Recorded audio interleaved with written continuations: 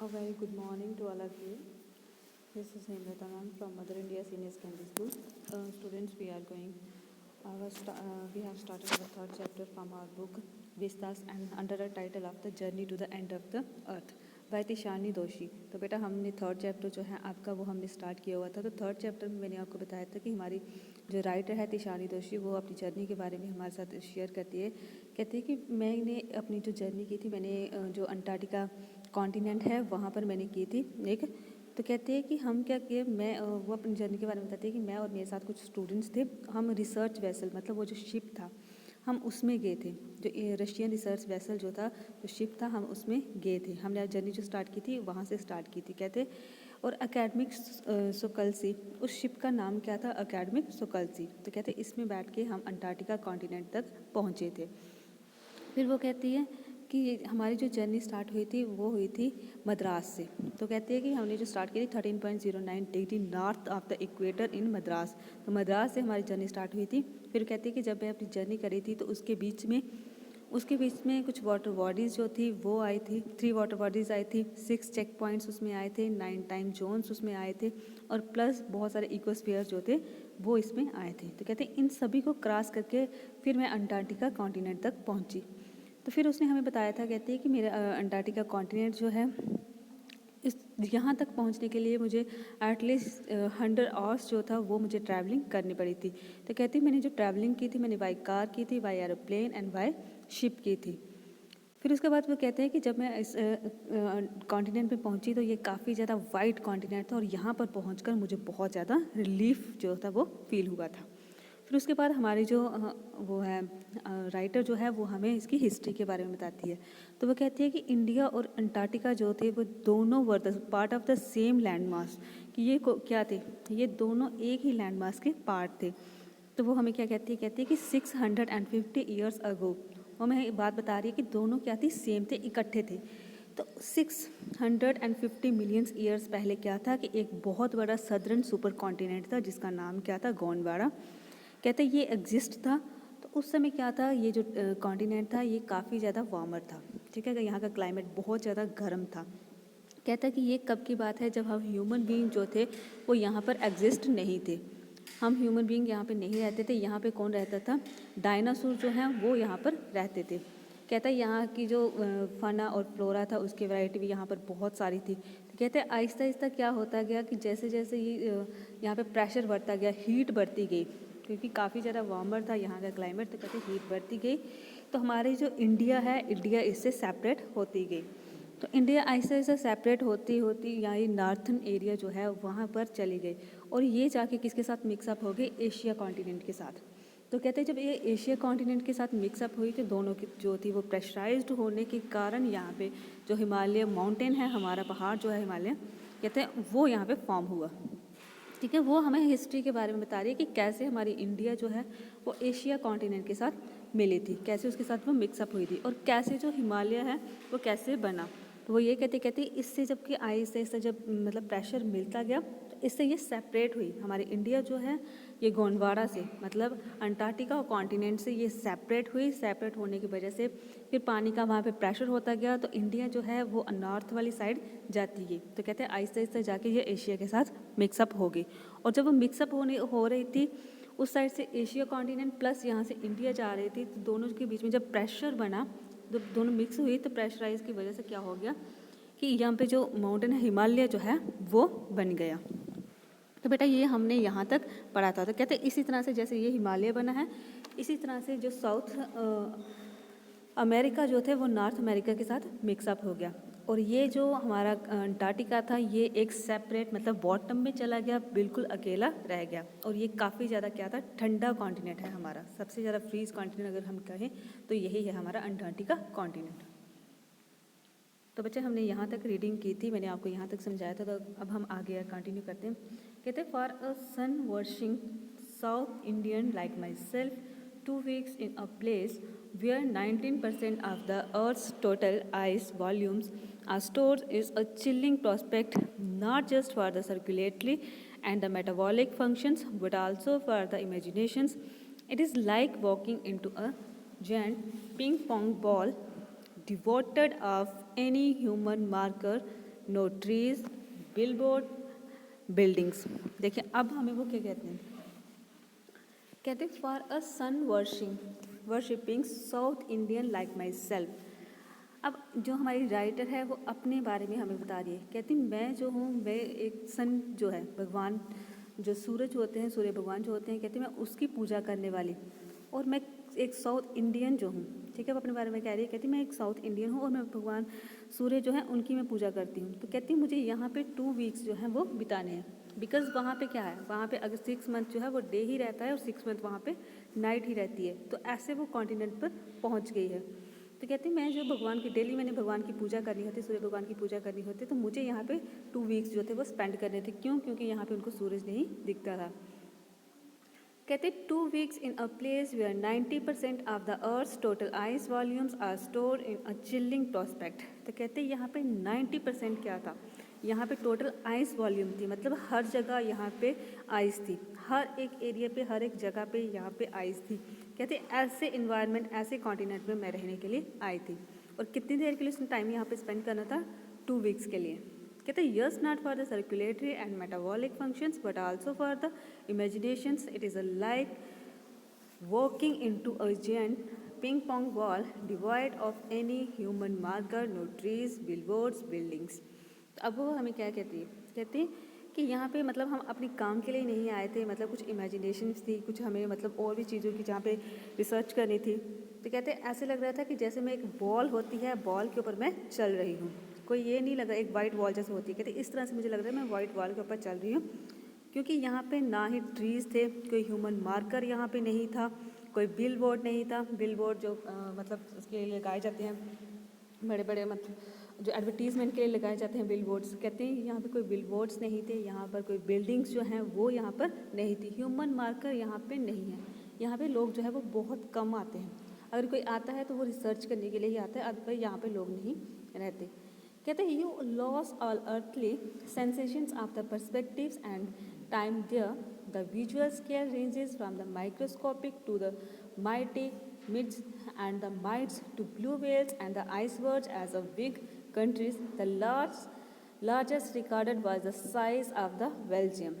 अब देखिए वो हमें क्या कहते हैं, यहाँ पे राइटर हमें कहते हैं कि यहाँ पे आपको अगर कोई अर्थली आप चीज़ देखने की कोशिश करोगे वो आपको नहीं मिलेगी। फॉर एग्जांपल यहाँ पे ट्रीज़ वगैरह जो होंगे, हाउसेस जो होते हैं, बिल्डिंग्स जो होती हैं, कहते हैं ऐसी चीज़ें, अर्थली चीज़ें आपको नहीं मिलेंगी। बट यहाँ पे आपको मिड्स एंड माइट्स, मतलब बड़ी से बड़ी चीज़ और छोटी से छोटी चीज़ जो है वो आपको यहाँ पर दिखेगी। कहते हैं बहेल से लेके आपको आइसबर्ग जो हैं वो आपको दिखेंगे।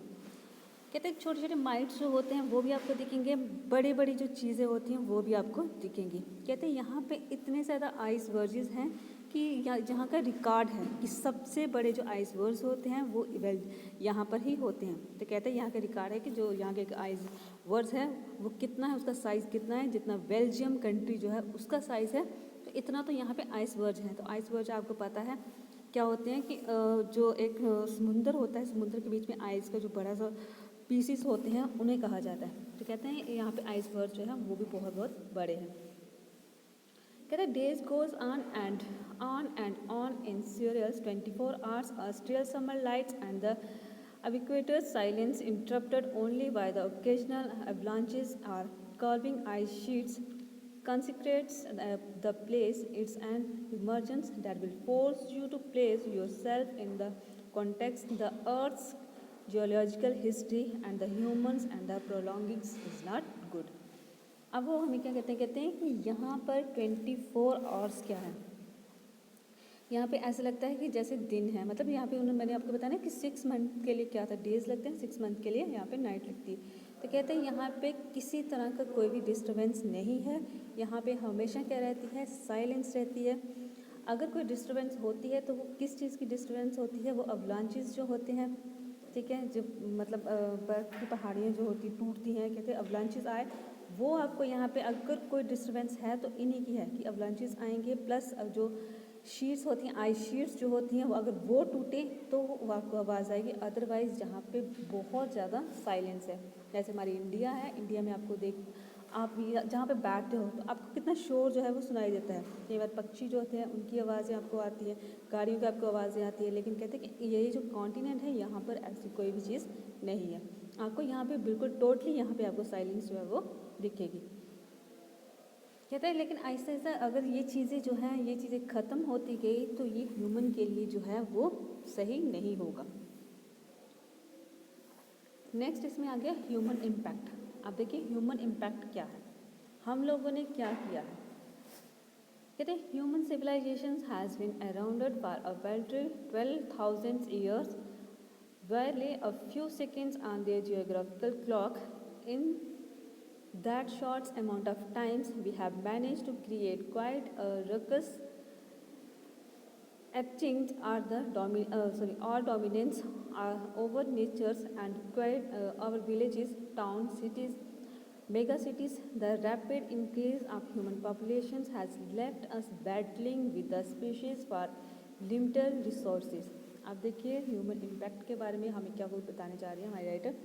कहते हैं ह्यूमन जो है उनको यहाँ पर आए हुए मतलब इस अर्थ पर आए हुए 12,000 ईयर्स ही हुए हैं। तो उन 12,000 ईयर्स में हम लोगों ने देखो कितनी चीज़ों को जो है वो डोमिनेट किया, कितनी चीज़ों को हमने डिस्ट्रॉय किया हुआ है। कहते हैं डिस्ट्रॉय हमने ऐसे किया हुआ है कि हमने यहाँ पे विलेजेस जो हैं वो हमने बनाए हुए हैं, टाउन हमने बना लिए हुए हैं, हमने सिटीज़ बनाई हुई हैं, हमने मेगा सिटीज़ बनाए हुए हैं। तो उसका कहने का क्या मतलब है कि ये जब हम ये चीज़ें बनाते हैं तो जो एक अर्थ होती है, एक नेचुरल जो चीज़ें होती हैं उन्हें हम क्या करते जाते हैं, डिस्ट्रॉय करते जाते हैं। तो ये चीज़ हम बनाते जाते हैं। अब ऐसे ऐसे हमें जैसे जैसे पॉपुलेशन बढ़ रही है तो उसकी वजह से क्या हो रही है, प्लेस कम होती जा रही है, तो हमें रहने के लिए भी तो जगह चाहिए ना। तो कहते हैं कि वो जो है जो ऐसे ऐसे जो फॉरेस्ट है उनको काटा जा रहा है, इस वजह से हम अपनी अर्थ को काफ़ी ज़्यादा डिस्ट्रॉय कर रहे हैं। कहते हैं rapid increase of population has left us battlings with other species for limited resources. तो कहते हैं अब इतनी ज़्यादा जो पॉपुलेशन बढ़ गई है, रैपिड इंक्रीज मतलब ऐसे ऐसे जो जल्दी से इतनी जल्दी से पॉपुलेशन बढ़ रही है तो उसकी वजह से क्या हो रहा है, हमारे बीच में बैटल हो रही है, हमारे बीच में और जो स्पीशीज़ हैं उनके बीच में बैटल हो रही है। और बैटल किस चीज़ को हो रही है कि लिमिटेड रिसोर्सेज के लिए ऐसे, क्योंकि हम लोग हैं, हमें भी काफ़ी ज़्यादा चीज़ें चाहिए, हमें भी खाने के लिए चीज़ें चाहिए, हमारे जो दूसरे एनिमल्स होते हैं उनको भी रहने के लिए शेल्टर चाहिए होते हैं। तो इसलिए हमारे बीच में बैटल हो रही है, हम पेड़ काटते जा रहे हैं, बट इसकी वजह से जो एक नुकसान हो रहा है वो किसको हो रहा है, वो हमारे एनिमल्स जो हैं, ठीक है, उन्हें नुकसान हो रहा है। तो कहते हैं इस तरह से हमारे बीच में और जो स्पीशीज़ हैं, जितनी जो स्पीशीज़ हैं उनके बीच में क्या हो रही है, बैटल हो रही है। देन कहते हैं and the unmitigated burning of fossil fuels has now created a blanket of the carbon dioxide around the world, which is slowly but surely increasing the average global temperature. और कहते हैं कि हम लोग ये जो फॉसिल फ्यूल्स जो हैं इनको जो हम जला रहे हैं उसकी वजह से क्या हो गया हुआ है, ब्लैंकेट हो गया हुआ है कि हमारा इन्वायरमेंट जो है वो बहुत ज़्यादा गंदा हो गया हुआ है। और जो यहाँ का एक ग्लोबल का टेम्परेचर है, मतलब हमारे जो वर्ल्ड है, वर्ल्ड का जो टेम्परेचर है वो क्या होता जा रहा है, इंक्रीज होता जा रहा है। कहते हैं climate change is one of the most hotly contested environment debates of our time. Will the West Antarctic ice sheets melt entirely? Will the Gulf Stream's oceans currently disturbed? Will it be the end of the world as we know it? Maybe, maybe not. अब देखिए यहाँ पे हमें वो क्या कहते हैं कि climate change is one of the most hotly contested environment debate our time. कहते हैं कि अब जो टाइम चल रहा है हम लोग क्या करते हैं, डिबेट्स जो हैं वो मतलब बोलते हैं, वो क्रिएट करते हैं। कहते हैं डिबेट में जो मेन टॉपिक हमारा होता है वो क्या होता है, क्लाइमेट चेंज को लेके। तो उसमें टॉपिक्स क्या क्या पूछे जाते हैं, उसमें टॉपिक हम लोग कहते हैं कि क्या ये जो हमारा अंटार्कटिका आइस जो है ये क्या हो जाएगी, मेल्ट हो जाएगी, ये जो हमारे गल्फ हैं ये आइस ऐसे डिस्टर्ब होते जाएंगे, हमारा जो वर्ल्ड है वो एंड होता जाएगा। कहता है हमारे यही टॉपिक होते हैं, यही हम जब डिबेट लिखते हैं, ठीक है, जब हम बोलते हैं तो हमारे यही टॉपिक होता है, क्लाइमेट चेंज को लेके हमारा यही टॉपिक होता है कि क्या हम आइस ऐसे जो है ये सारी चीज़ें ख़त्म होती जाएंगी। तो कहते हैं कि इधर way Antarctica is a crucial animals in this debates, not just because it is the only place in the world which has never sustained a human population and therefore remains relatively pristine, in this respect. What more importantly, because it holds in its ice cores half millions years old carbon records trapped in its layers of ice. और वो कहते हैं कि ये जो हमारा debate का topic है, हमारा डिबेट का मेन टॉपिक जो है ये भी होना चाहिए कि कैसे हमने अपने ये जो अंटार्कटिका है, इसको अंटार्कटिका कॉन्टिनेंट है, इसको कैसे हमने बचाना है। कहते हैं अंटार्कटिका में सिर्फ हम ये चीज़ ही नहीं देखते कि यहाँ पे जो है पॉपुलेशन नहीं है, ठीक है, आइस है यहाँ पर, कहते हैं यही नहीं होनी चाहिए। इवन कि अंटार्कटिका को हमें इसलिए भी बचाना चाहिए, मेन रीज़न ये भी है कि इसके नीचे क्या है, आइस की जो शीट्स हैं, जब जो बड़े बड़े मतलब नीचे आइस जो है, आइस के नीचे क्या है, कार्बन है, बहुत ज़्यादा इसमें कार्बन जो है वो छुपा हुआ है। तो इसलिए हमें क्या करना चाहिए, ये जो आइस है, ये जो कॉन्टिनेंट है, इसे हमें क्या करना चाहिए, प्रिजर्व करके रखना चाहिए, इसको संभाल कर हमें रखना चाहिए। कहते हैं if we want to study the examine of the earth's past presents and futures, Antarctica is the place to go. तो कहते हैं अगर हम अपने अर्थ के बारे में, अर्थ के पास्ट के बारे में, उसके प्रेजेंट के बारे में, उसके फ्यूचर के बारे में अगर हम कुछ जानना चाहते हैं, कुछ स्टडी करना चाहते हैं, तो अंटार्कटिका सबसे अच्छी प्लेस है कि वहाँ जाके हम चीज़ों को स्टडी कर सकते हैं। तो बेटा आज के लेक्चर में मैं आपको इतना ही करवाऊंगी, तो नेक्स्ट हम कंटिन्यू करेंगे tomorrow. So thank you for listening and watching and have a nice day.